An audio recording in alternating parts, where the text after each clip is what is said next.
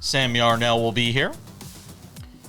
Talk about the second half of the baseball season, the unofficial second half, of course, as we're well past the 90-game mark for every team in baseball. We'll also have more of my conversation with Nick Hamilton on the WNBA as they get to take center stage this week along with the World Cup, the Open Championship going on this week as well. We'll have some of that in odds and ends coming up a little later on in the show. You had the home run derby last night. Jordan Walker, your winner. We haven't even talked about Jordan. Of all the things we've talked about in baseball this year, we have not talked about the emergence of Jordan Walker as the star that so many of us hoped he would be when he came into the league a couple of years ago. I'll talk about that with Sam Yarnell when we get into the All-Star Game home run derby stuff, which was very entertaining last night. I watched the highlights. I made a choice not to watch it live. Just decided I wanted to take a night away. I've been strapped to the studio and social media and everything that goes with this show, so I decided I was going to make it an easy night for myself. Let's do some odds and ends because I got a lot. Let's do the big story because I got a lot I want to get to in there. As we do every day to start this show, it is time for the big story. And the big story is presented by the Daily Wrap, our Monday through Friday newsletter available over on Substack. Scan the QR code below. You got your phone in your hand. It's easy. Scan it. You'll get the daily newsletter, the Daily Wrap, available on Substack, courtesy of SportsWrap with Jason Page. We send it out every afternoon. Go and subscribe to that today. We appreciate it. Warde Manuel's job is apparently at risk. And what I'm finding myself asking myself is a simple question. What took so long? Now look, Michigan is sort of going through the motions and investigating the program, the athletic program, under Warde Manuel. But I was calling for this when the whole Sharon Moore thing happened at the end of the college football season. So I'm trying to figure out what changed between then and now, other than Michigan winning a national championship in college basketball. What changed? Why now is Michigan suddenly starting to have this epiphany that, oh, you know what? The 12 different scandals that took place over the last, however many years that Warde Manuel's, been overseeing this program after he drove the UConn Huskies program into the ground. The only thing, the saving grace for UConn has been its college basketball program, both on the men's and women's side. And yes, baseball's good at UConn, and hockey has gotten a lot better and moved into better facilities, but the saving grace has always been that program's college basketball. But Warde Manuel was terrible there. And what did he get? An upgrade by going to Michigan. So Warde Manuel, I literally before the show today, I said, I want to see how many different things I can find that Warde Manuel was involved in that brought disgrace, disrepute on the Michigan Wolverines program. Connor Stalions, Jim Harbaugh recruiting violations, Matthew Weiss computer hacking, Sharon Moore, Chris Partridge's firing after the whole sign stealing investigation, Juwan Howard, and what a joke he was as the head coach of that program. Multiple incidents there that we could sit there and run through. The Mel Pearson hockey investigation. No part of the program has gone untouched. Maybe baseball. Maybe baseball's been able to get lucky and stay out of the mix. Bo Schembechler and his legacy, public relations battle that they were dealing with on that. Denard Robinson's DUI, the former Michigan star who was working in the athletic department. And now you've got this current investigation into the department's culture, I guess, if you will. There is no culture. Not any good one to speak of. So what are they waiting for? Is there some shortage in the world of athletic directors that Warde Manuel somehow has evaded responsibility? Now he says for his part that he's going to fight, that he wants to keep his job. He could probably walk away. He'd probably get a nice settlement from the school if he decided to go and do something else. But apparently, he's going to fight on. He said, I don't need the credit for Michigan's success, he told the Michigan Insider, but I'm not going to stand idly by and let people say all this happened despite Ward Manuel. I love this place. My blood, sweat, and tears are somewhere in Michigan Stadium and on the fields of play and in Schembechler Hall and on the track. And then he said he's basically going to fight on. I mean, look, far be it for me to tell Michigan, which has been a successful athletic department over decades, far be it for me to tell them what they should do, who they should hire, or anything like that. But if I could just sit there and run through the litany of scandals involving this school while he was there, take your own job in whatever you do. If you had a dozen black marks on your tenure, a relatively short tenure, by the way, if you had a dozen black marks, do you think HR is calling you into the office and saying, we know you've made a few mistakes here, but we're going to let you keep your job? No, of course not. Now, again, you have to balance this out against the fact that they've won a national championship in football and won a national championship in basketball. You have to balance these things out. I get that. But at the same time, a dozen different incidents that I just ran through, let alone going through every minute detail of them and talking about the lack of institutional control. I saw a friend of mine, Damon Bruce, online today saying, forget Ward Manuel keeping his job. Give the athletic department the death penalty. I don't know if I'd go that far. But you do have to wonder what secrets Ward Manuel has that's allowed him to keep his job through all of this. This litany of things that have piled up during his tenure. Or maybe winning is just that important. Maybe winning a couple of national championships and a couple of major sports is that important. We're coming back. A lot of baseball on the show. We'll start talking about it next.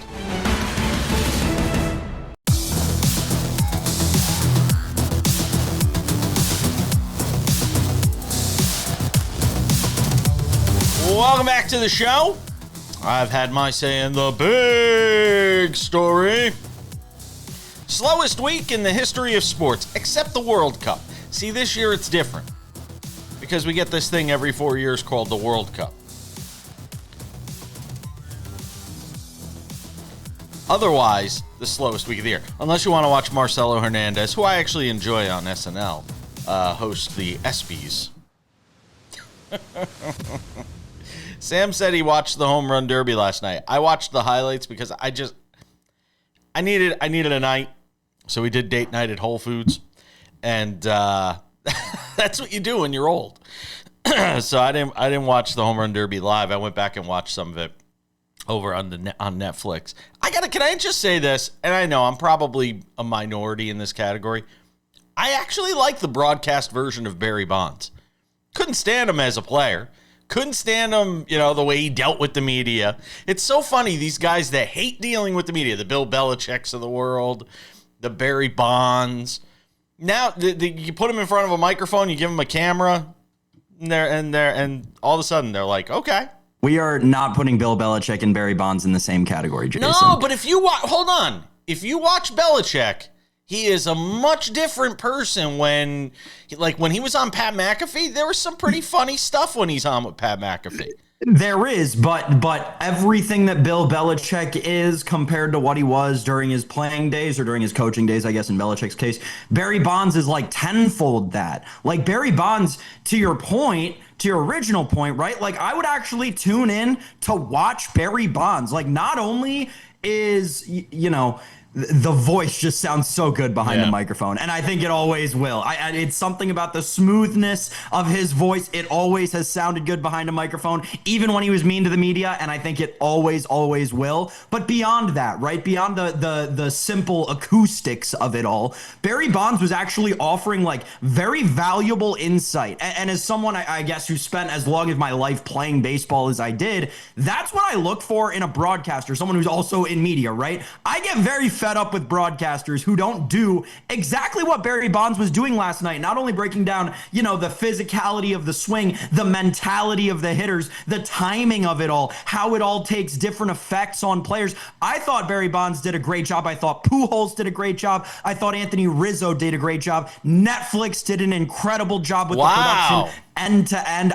Jason, and this is, me, this is not something this is something I am very reluctant to say about any sport, but especially baseball in the Rob Manfred era. They crushed it last night. They hit it proverbially out of the park, right? No pun intended there. This was a home run beyond belief for baseball last night. It went long for the sake of Netflix, which was good because they got to sell a lot of advertisements. You had a competitive final. You had a historic final with Jordan Walker walking it off, and it seemed like everybody outside of the city walls of Philadelphia rooting for him, right? You had great home runs. You had great competition in every single round. This was exactly what the home run derby was meant to be. And I know so many people, and I hate to be that guy because he called himself out after the home run derby, but Jeff Passan included, right? We're talking about, they've botched this. I don't think this home run derby is going to be good at all. This feels like this could be I had someone, a prominent baseball person, tell me over the weekend that they thought this home run derby could be the beginning of the end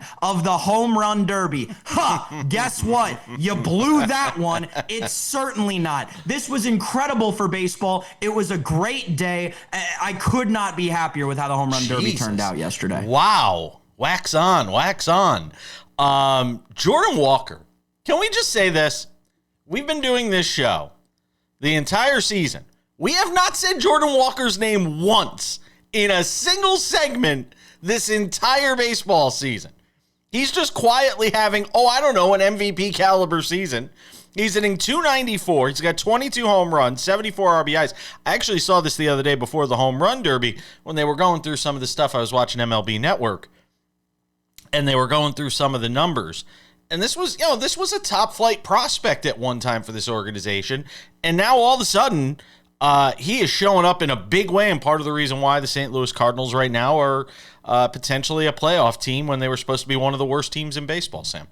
They're a good young team, Jason, and when you've got a dynamic duo between Jordan Walker and JJ Weatherholt, the JWs out in St. Louis, it's going to be a good next, hopefully 10 years. I'll say this: the reason, this is not justifiable, but a couple of bad years at the major league level had everybody out on Jordan Walker. Yeah. Glad to see people and himself finally realizing that prospect potential that you mentioned. The only thing, and as a Jordan Walker fan, I hope this is not the case. The only thing I concern myself with, we saw something very similar happen last year. James Wood was an incredible hitter through the entire first half of the season. They were talking about him in the potential NL All-Star or NL MVP conversation if Shohei Ohtani didn't exist. And then he did the home run derby, came in third or fourth or whatever, and then was horrible the rest of the season. There's that infamous home run derby curse, Jason. I'm just hoping it doesn't hit Jordan Walker, because if it does, the Cardinals might not make the playoffs. He has been fantastic this season. Trade talk. I heard a little birdie yesterday talking about my Pittsburgh Pirates, who yesterday I proclaimed were going to make the playoffs, potentially making a deal for Mason Miller. Sign me up. If the Padres are sellers at the deadline and want to trade away Mason Miller, my Pittsburgh Pirates will gladly take him, Sam Yarnell. AJ Preller is very crazy. AJ Preller is not that crazy. I don't think that there's I don't think that there's a snowball's chance, and that Mason Miller moves at the deadline. You never know. It depends. If you're the Padres. The problem is, and it really is, and I talked about this with David Ardsma, everybody starts at a deficit in the National League West because you're playing for a wild card spot. If you're not the Dodgers, you're playing for a wild card spot. And that's got to be very daunting for a lot of these teams. The A's, by the way, fired their pitching coach. If you haven't noticed, the A's have lost 9 in a row after being one of those stories where you thought, maybe the A's are starting to put it together as they get ready to, move to Las Vegas in a couple of years, and then all of a sudden they've lost 9 in a row going into the trade deadline, and they're firing pitching coaches, Sam. Yeah, really, really bad season for the Athletics. There were so many people who thought they knew everything about baseball coming into the year, thought they were so cute. Oh, the Athletics are going to be so good this year. That offense is gonna carry the pitching staff, and it's not going to matter. Well, guess what? The offense doesn't work anymore, and the pitching staff still sucks. And oh, by the way, Nick Kurtz has like a broken thumb or something. It is not a good time to be an Athletics fan. It's starting to feel like same old A's. By the way, we didn't talk about the draft much, but congratulations to Rock Chalowski. Got a record draft bonus, $10.35 million from the White Sox. All right, we're going to go through the American League and potential award winners and more as we talk baseball.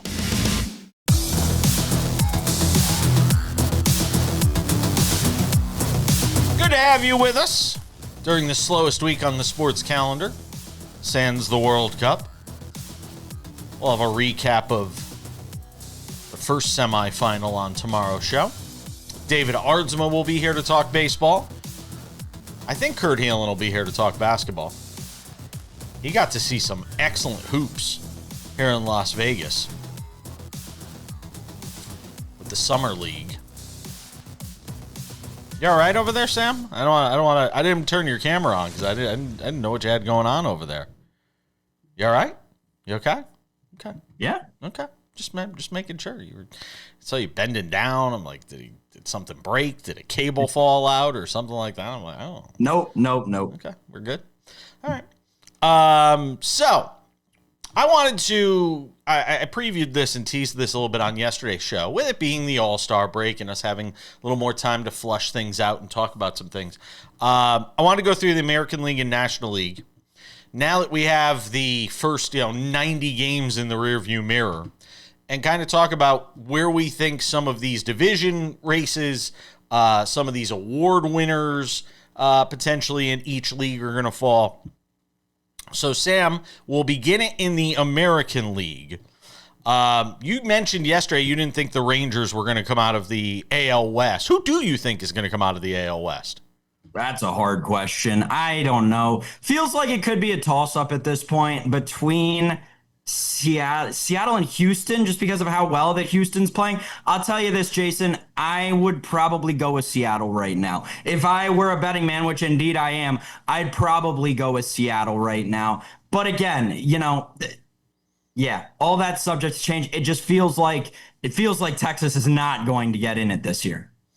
I agree with you on Seattle. Houston's had a tough time with health, but they're right there. In a year that was sort of, everybody looking at it as a down year, Houston is still right there, just 4 games out. Obviously, all these teams have a lot of games against each other. Even the A's at 8 games back, there's still 90 games left in the season, or 85 games left in the season, whatever it is, 70 games. 60 games. I don't know. I'll figure out the math. 65 games. Yeah, not a lot. Yeah, no, 60 games left in the season. 60 plus games. 65, 66 games left in the season. But I agree with you on that. AL Central, the Guardians, the White Sox. I was rooting for Murakami last night. I thought it was going to be his night. And I almost put a bet on him because I was looking at the number. Well, because he was plus 650 or something like that. I almost put a bet in on him. But after losing with Alexander Zverev this weekend, I decided not to partake in the home run derby. I was rooting for Murakami last night. They're going to have him back healthy for the second half of the season. You got a White Sox team right now that leads the Guardians by a game. Will the White Sox win the division, Sam Yarnell? No. I'm going to say yes. I think they believe. With a team, when you're competing against a team like Cleveland, the difference is here's what I'm going to say the difference is. No one thought the White Sox were going to be here this year. Everyone thought they were still a few years away, quite frankly. They thought they were still in kind of the Nationals ballpark in terms of talent.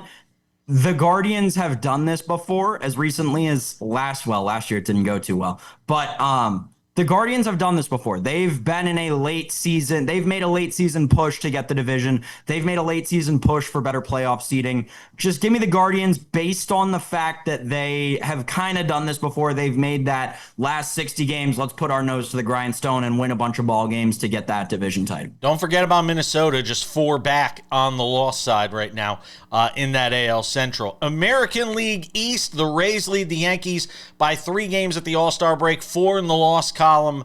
The Yankees having won 4 in a row going into the break. Boston still hanging around now after winning 9 in a row going into the break as well. Sam, who wins the AL East? I don't think it really matters. I'm pretty sure it's the Rays. I agree. I'm pretty sure it's going to be the Rays. I think that it's going to be the Rays and the Yankees are the only 2 teams from this division are going to make the playoffs. Yeah, I'm going to say the Rays win it, and the Yankees and the White Sox are your wild card teams. I think I still think the Yankees could wind up winning that division, but I don't think it matters as far as what happens in the postseason. It just means obviously a little bit tougher sledding getting through that postseason. In the AL, let's talk about some of the potential award winners now that we're halfway through the season, a little past the halfway point. AL MVP, we briefly discussed yesterday. I think Yordan Alvarez is going to wind up winning it. David Ardsma put his vote in for Junior Caminero. What does Sam Yarnell say? It's Yordan Alvarez, and I don't think it's particularly close. Barring some sort of insane injury, the Astros aren't going to, they're not going to make a lot of noise. They may not even make the playoffs. Yordan Alvarez is putting up absolutely insane numbers. And if it weren't for him, the Astros would lose at least 100 games. Look at that roster. Look at that lineup. That's what the voters are going to look at. Yordan Alvarez has pretty much already locked up your AL MVP. Caminero at plus 450, Alvarez at minus 165, Bobby Witt still in the conversation as well as at plus 500, and then hold on. We're gonna talk about wins mattering, and the guy third in the odds is Bobby Witt Jr. All right, 38 and 59 are the Royals, by the way. Wins don't matter. National League MVP Shohei Ohtani's got it wrapped up. We could skip past that. I only want to. We'll do the National League in the next segment anyway. On the AL side, for Cy Young Award, Cam Schlittler right now is still your favorite at plus 125. Then Dylan Cease at plus 135, and then everybody else is distant. Schlittler or Cease, Sam Yarnell? Cease. Schlittler is in his second year. It would be a great story. It's not going to happen. He got shelled in DC his last outing. I don't think that this is he just doesn't feel like Cy Young material. I would, and this is the hot take of it all. I'd be surprised if he finishes top 5.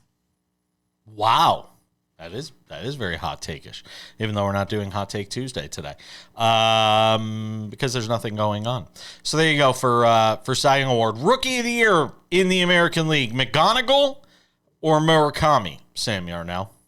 Told you before the season to bet this young shortstop in Detroit named Kevin McGonigal. I think they were offering him at 10-1. Hope you listened. He's going to be your Rookie of the Year.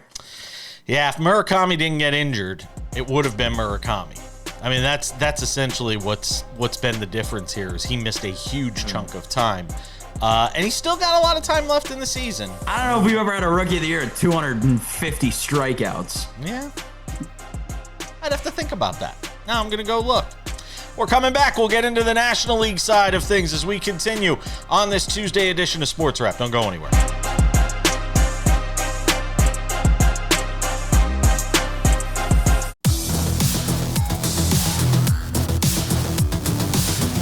Welcome back.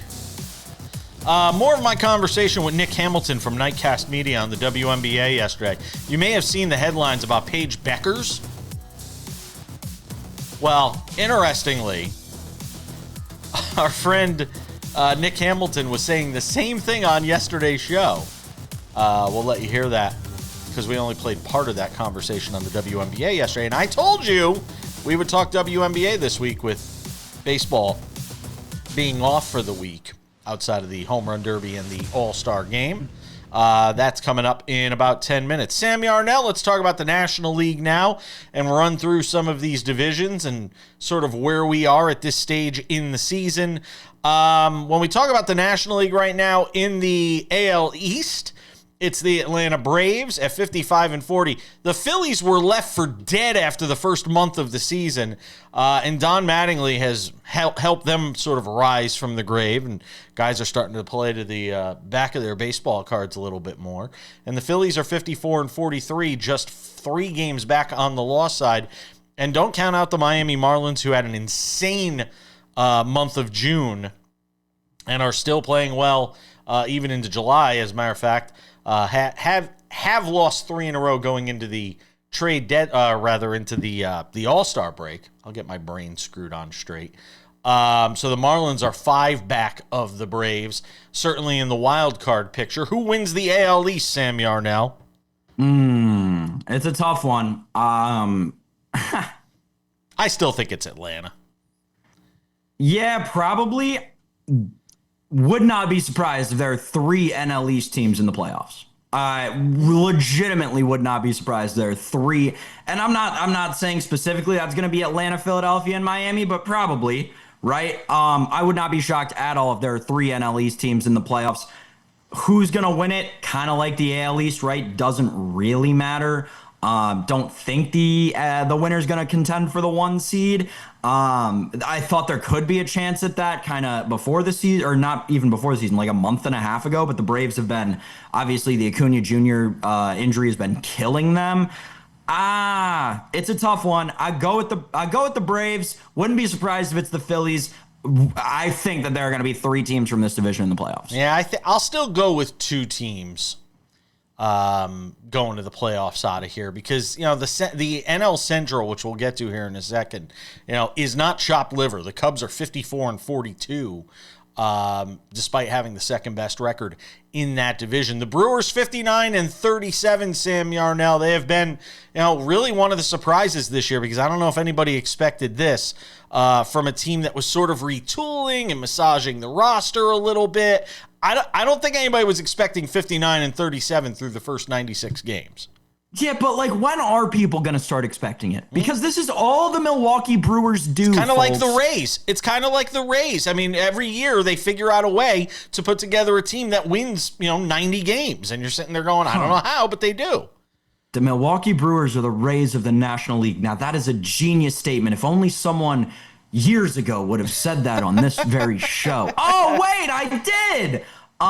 Yeah, the Brewers are going to win this division. I would be surprised if the Cubs make the playoffs. I would. Here's the fact of the matter. The Cubs have been historically, like baseball's streakiest team historically in the history of baseball. That's a long-ass time, and they're the streakiest team ever. They're on an upswing right now. When's that going to turn back around? I think pretty soon. I would be surprised if the Cubs and this streaky, crazy... They're either going to win the World Series or not make the playoffs, and it feels like there's almost no in-between. Number 1 wild card team right now in the National League, and Sam is saying he doesn't think they're going to make the playoffs. The Cardinals, much like the White Sox, darlings of the Central, in this case in the National League, Sam, do the Cardinals wind up making the playoffs? I don't know. It's... +6 run them differential. And the Pirates, it feels like them and the Pirates are going to get washed out by the Marlins, because it does, feels like the Marlins are a better baseball team, as their record would indicate. It feels like the Marlins are a better baseball team right now. The Cardinals had a great few months to start the season. Water kind of met its level there in St. Louis. Pittsburgh has to do something, man. And I don't know if the fans need to do something more or whatever. They have to do something. They're ruining the career. Look at Paul Skeens' ERA, man. It's awful. Paul Skeens is giving up on the city of Pittsburgh on the field at this point because they're doing nothing for him. It's just, you got to do something with the Pirates. Don't count out my Pirates, Sam Yarnell. Let's talk award winners in the National League right now. And skipped over the NL West. Yes, that was on purpose. Absolutely. skipping over them. They're 11 and a half games up. I'm not wasting my time. And I'm not wasting my time on National League MVP because Shohei Ohtani's going to win it at minus 1,500. Your favorite, though, Pete Crow Armstrong, does have the second best odds at plus 750. In the Cy Young race in the National League, Jacob Misiorowski sort of running away with it as of right now at minus 550. But we're talking about a guy, dealing with a tired arm right now. Christopher Sanchez at plus 500. Sam, are you still going with the Miz? No. This is going to be a historic race down the stretch. I would be shocked if a month from now this is what the board looks like. Literally, just start picking guys. Pick whoever you want, not named Jacob Misiorowski. It's probably a good bet right now on that list. And that's not anything against Jacob Misiorowski. It's the point I've been making for months on this show. We are due to watch an historic NL Cy Young race this year, the likes of which we haven't seen since like the 80s and 90s when it was like Nolan Ryan and stuff. Yeah, this is gonna be a crazy NL Cy Young race. Get your bets in now, folks. JJ Weatherholt minus 160 to win NL Rookie of the Year in the last 10 seconds. Can Sal Stewart overcome him? I think he can. Give me Sal Stewart. Plus 280 on Sal Stewart. Those are your only two real contenders there. We're coming back. More to do. My conversation with Nick Hamilton is next.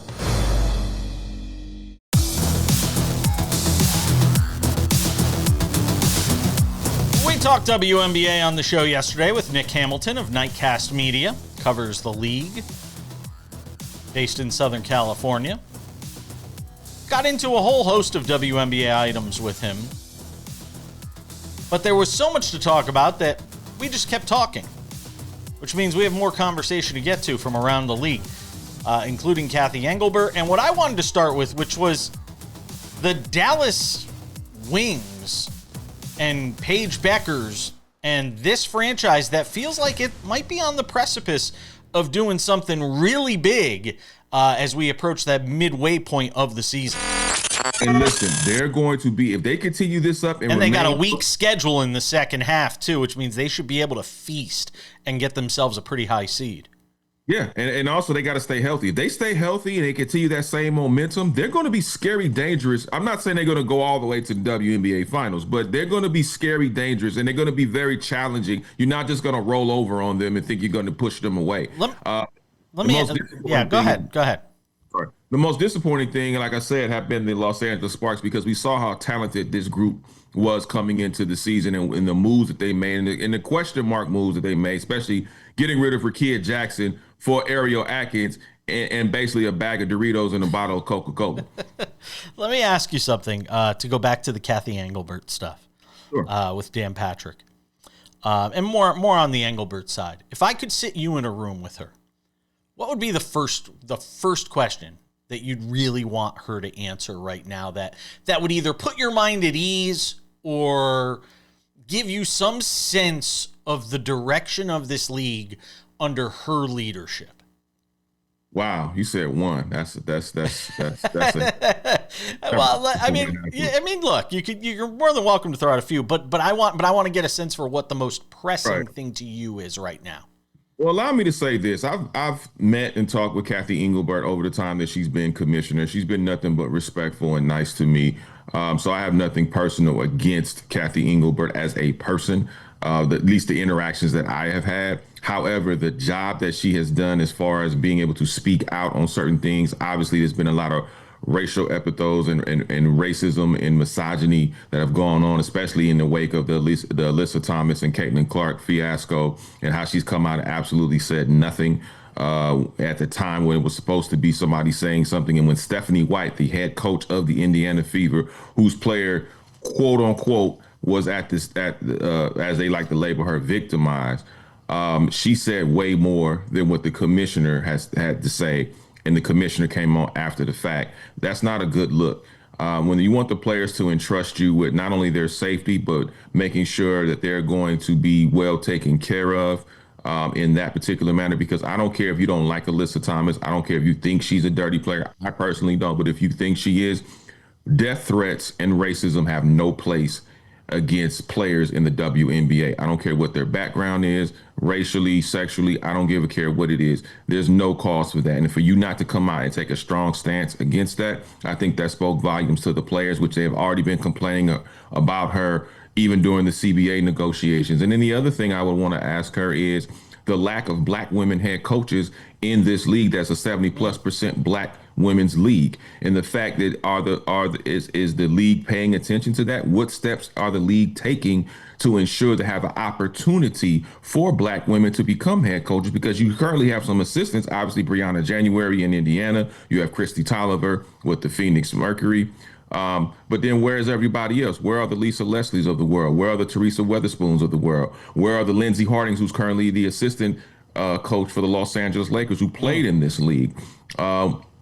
And a few others, obviously. But where are the opportunities? Do they need a Rooney type of rule like the NFL started with, to be able to ensure to give some type of fair opportunity for these women to become a head coach, at least? And then if you do give them head coaching opportunities, they need to have at least 4 to 5 seasons to really build a culture inside that locker room. You can't do it in 2 seasons. This league is too talented and too difficult for you to turn something around to go from crap to sugar. It's not going to happen. Last one. When we get to the end of 2026, and we're doing our year in review show, will Cathy Engelbert still be the commissioner of the WNBA? That's a fantastic question. I'm not confident that she will. I wouldn't be surprised if she is going into 2027. But I think all the things that the players and the people have seen and have complained about, I think there's a lot to be desired there. And I think they need someone who's going to be interactive. I think they need someone who's going to be able to relate to the players and the players union. Sometimes you may have to go dig in the crates, as they say, and go back in the archives and find someone who not only has that experience with the WNBA, but also can understand the game and the mood of the game. Because, listen, Jason, 30 years ago, the first game was played in the WNBA that people said the league would not last. And the first game was played in Los Angeles against the Liberty and the Sparks. I was there recently at Staples Center. I don't call it that other name. And normally your commissioner is supposed to be there to commemorate such a high octane celebration. We've seen Adam Silver be at certain places. We've seen even Roger Goodell make appearances in that league. We've seen even Gary Bettman at certain areas, when the National Hockey League is celebrating something. But where was Cathy Engelbert? In New York on a golf course. That's not a good look. The optics don't read well with that. To answer I hope I answered your question, but I'm not confident that she will return. It wouldn't surprise me if she did, though. Nick Hamilton, Nightcast Media, does a great job, as you could hear, on the WNBA. We'll have you back on the show soon, and next time you're in Vegas, look me up. I got you, Jason. First round is on me. I got you. I appreciate you, man. Keep up the great work, and I'm sure we'll be talking on Twitter more and more as you come with your stances on certain topics, man. So congratulations and much success to you. We got a lot to get to in Odds and Ends. That's next.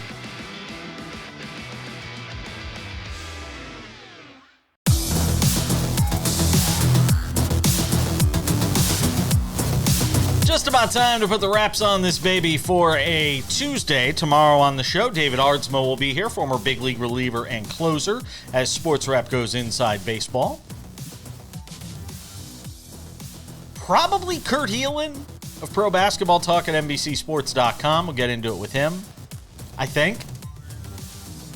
He's just getting done with the NBA Summer League stuff here in Vegas.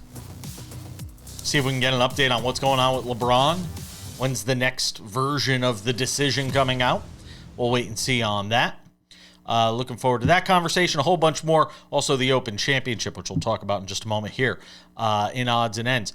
A couple of reminders before we go. If you haven't done so yet, make sure to subscribe to the Sports Wrap with Jason Page podcast. It's the audio version of this show, available Monday through Friday. Limited commercial interruptions, a little more than 45 minutes. We welcome you to check it out. It's available on all your favorite podcasting platforms: Spotify, Apple Podcasts, YouTube Podcasts, iHeartRadio, TuneIn, Odyssey, Amazon. Anywhere you get a podcast, you can listen to this show. We also have the Sports Wrap with Jason Page YouTube channel. this is the place to find all things video related to this show. The Monday through Friday TV version of the show. It is there for you, commercial free.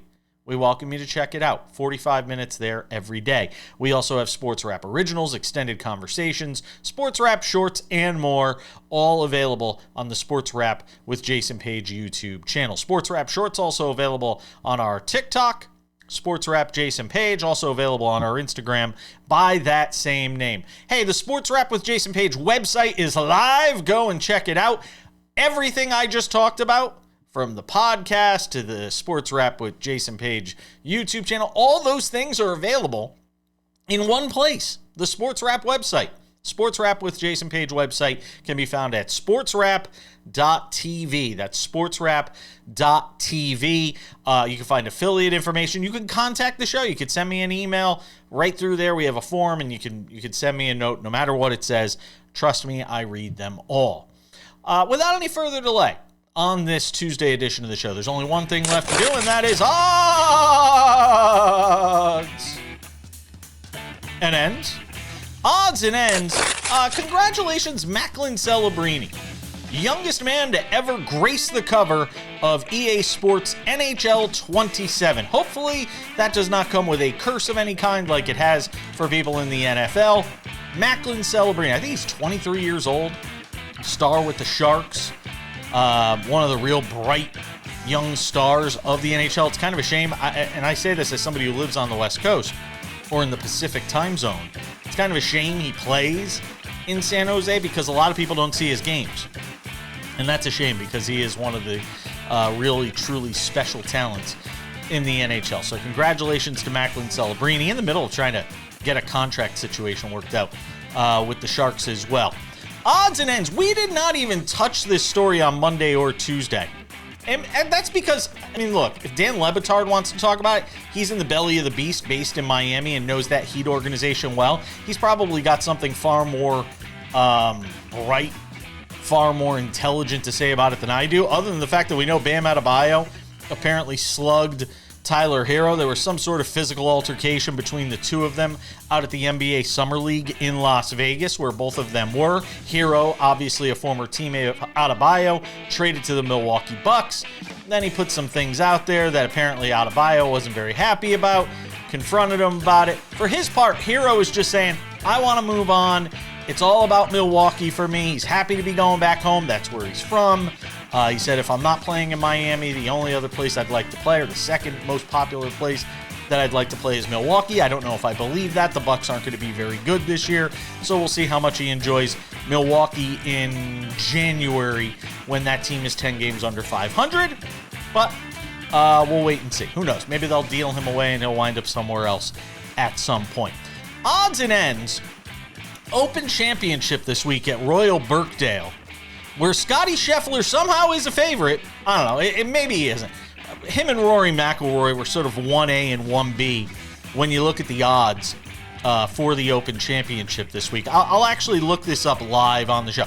There it is. Scotty Scheffler is still the favorite to win the Open Championship. He is 7-1 to win it all. Rory McIlroy is plus 850, and then there's a drop off to 15-1. Tommy Fleetwood and Matt Fitzpatrick sitting in that spot. And it's amazing to me that he is, considering the fact that he hasn't won since the Amex. And he's had a lot of top 10s and top 5s. He had his first missed cut for the first time in 78 events last week at the Genesis, the Scottish Open over there, overseas, which is one of the big tune-up events for this Open Championship. And Scotty Scheffler actually said in his media workup that was done, I guess today, that finishing second at the Travelers actually bothers him more than missing the cut. And I kind of get that. I can understand that. To come so close to winning is obviously a lot worse feeling-wise.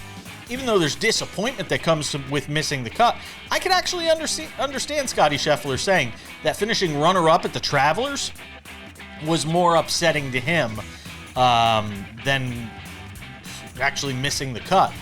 For the first time in 78 events. That's still an amazing run. To make the cut in 78 events consecutively that he had played in on the PGA Tour is amazing.